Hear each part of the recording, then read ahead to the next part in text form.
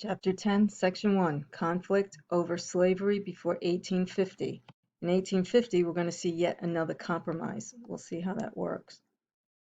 The objectives, essential questions, contract the economy, societies, and political views of the North and the South. Hopefully, you guys have been keeping track of this. Describe the role of the Free Soil Party in the election of 1848. Analyze why slavery in the territories was a divisive issue between North and South and how Congress tried to settle the issue in 1850. They don't really try to settle the issue. A compromise settles an issue for a very short period of time. Terms and people, there's the Wilmot Proviso, to be explained again. Very important, popular sovereignty. Followers believed a territory's voters should decide themselves whether to allow slavery. This sounds like a great idea because it's keeping with the democracy of the country. However, it doesn't work out very well. How did Congress try to resolve the dispute between North and South over slavery? As the nation expanded, the problem of slavery became a divisive and difficult issue to resolve. It was difficult before the nation expanded to the point that it did after the Mexican-American War. Different economies and viewpoints of the North and the South hindered compromise. They certainly did. And you guys know most of this already. The North was a manufacturing society, so we have cities, we have factories, we have a paid labor source, few slaves, many immigrants, because it made sense for immigrants to move during the Industrial Revolution to cities where they could actually find a job. The South was an agricultural society. Very rural. Cities and towns were few and far between. We've talked about all of this. There were some large plantations. There were plenty of small farms, and agriculture was the product. That's how they made their wealth.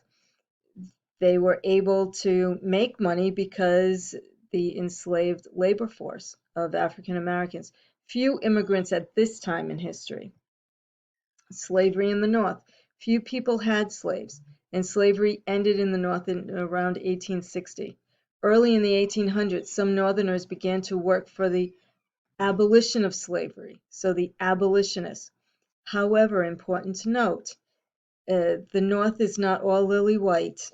They didn't, oh, we don't believe in slavery, so look at us, aren't we morally correct? They were amazingly racist. Many northern states limited the rights and migration of free African Americans. You're free, that's great, keep going. Move up to Canada, we don't want to deal. So many white northerners actually had little contact with free African Americans. Slavery in the South, slavery was an integral part of life in the economy. In the South, many believed God intended blacks to provide labor for whites.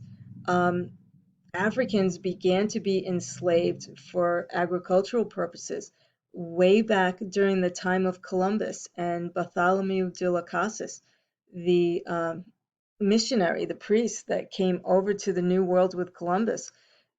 He suggested that Africans would be a good work source because they were so used to the climate and so on of working in fields. Bring them over. He did not intend these people to be enslaved, but that kind of is exactly what happened. Southerners claimed that enslaved people were healthier, and we've talked about this, healthier and happier than northern wage earners. I don't agree with that. Northern wage earners couldn't be sold. They at least had some rights. They were stuck in probably awful jobs, and it didn't seem like there was any way out, but they weren't owned by anyone. Since the passage of the Missouri Compromise in 1820, Congress had tried to maintain a balance of free states and slave states. It's not going to work. There's not always going to be a free state and a slave state coming up at the same time. The North wanted new territories to be free states. The Wilmot Proviso is going to demonstrate that. David Wilmot of Pennsylvania proposed that all lands acquired from Mexico would be free territories. Well, the South isn't going to like this idea at all. The South wanted new territories to be slave states. Texas, definite slave state. And moving on to the Mexican cession, what territories would allow slaves, and those territories would then want to become states in the United States. It only makes sense. The Wilmot Proviso was defeated, but it brought the issue of slavery to the forefront of public debate. In the election of 1848, which we've already talked about a little bit, President Polk had said he was not running again. He will not be the only president who will promise not to run again. Rutherford B. Hayes will do the same thing. Teddy Roosevelt will actually do the same thing. He'll regret it later, though. But getting back to 1848, Democrats and the Whigs split over the issue of slavery, the Whigs being mostly from the North, the Democrats mostly from the South. And a third party will be formed, the Free Soil Party. Former President Martin Van Buren will run on the Free Soil Party.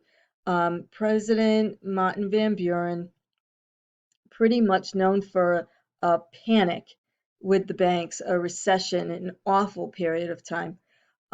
He will run against Zachary Taylor, who will be a Whig. He is a war hero, Mexican-American War, and the Mexican-American War demonstrates nationalism. Most of the country supported that war. It was going to bring about manifest destiny, and the United States deserved that land, that kind of thing. Democrat Lewis Cass will also be running. Taylor will be elected. You guys know that Zachary Taylor will be the second president to die in office. He won't be in office for very long, and his vice president, Millard Fillmore, will become president after him, the last Whigs to hold presidential office. Although the Free Soil Party lost the election, it had a large influence on politics and showed what people actually thought about the slavery issue. Free soil, free speech, free labor, free men. Keep slavery out of the Western territories. The impact, it won 10% of the vote. It raised the question as to who would decide the slavery issue. Tensions will increase when California sought to join the Union as a slave state. I apologize, as a free state. California wanted to be a free state. I apologize. The Democrats and Whigs were forced to address the slavery issue. Missouri Compromise isn't going to help anymore. This is perfect. The idea of populist sovereignty, the territory itself, the people in the territory will decide whether it will be free or slave. Congress doesn't have to deal anymore. Perfect. It keeps with the tradition of American democracy. It's also going to lead to all kinds of problems. Once again, the slavery issue was debated in the Senate by three political leaders, very famous political leaders. And let's talk about them. Daniel Webster, a Whig from the North, is not going to like the idea of slavery at all. John C. Calhoun from the South, a big proponent of slavery, and Henry Clay from the West, the great compromiser himself.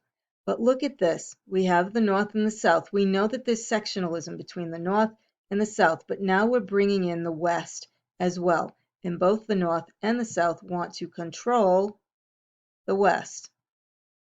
So popular sovereignty is a great idea. But who's going to win? The North and the South are going to be fighting in the West. Henry Clay will propose the Compromise of 1850, which is a series of resolutions. And there's 5 of them. We'll talk about a couple that made concessions to both the North and the South. So they'll both get something that they want. The North will get California admitted as a free state, and the territories of New Mexico and Utah would decide on slavery by a vote, popular sovereignty.